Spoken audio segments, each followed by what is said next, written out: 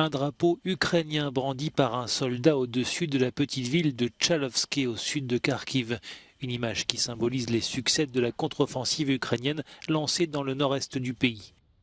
Ce dimanche, au 200e jour de la guerre, Kiev annonce avoir repris depuis début septembre 3000 km² aux forces russes. Selon le gouverneur de la région russe de Belgorod, en 24 heures, des milliers de personnes ont fui la région de Kharkiv vers la Russie pour se réfugier notamment chez des proches. Sur l'application de messagerie Telegram, le président ukrainien Volodymyr Zelensky promet de chasser l'occupant de chaque ville et chaque village. La reconquête de la ville d'Izium sera notamment en cours. L'ennemi continue de subir des pertes, souligne le porte-parole de l'armée ukrainienne.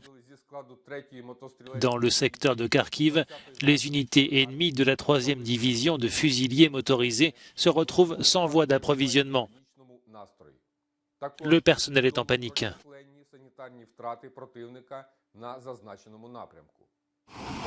De son côté, le ministère russe de la Défense affirme que ses troupes ont frappé des positions ukrainiennes. Il a diffusé des images censées montrer la destruction d'une unité d'infanterie par des troupes aéroportées.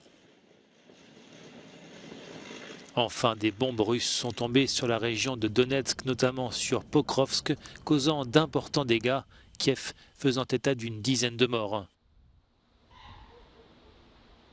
Dans son évaluation régulière du conflit, l'Institut pour l'étude de la guerre basé à Washington indique que les forces ukrainiennes ont reconquis plus de territoire en 5 jours que les Russes depuis début avril.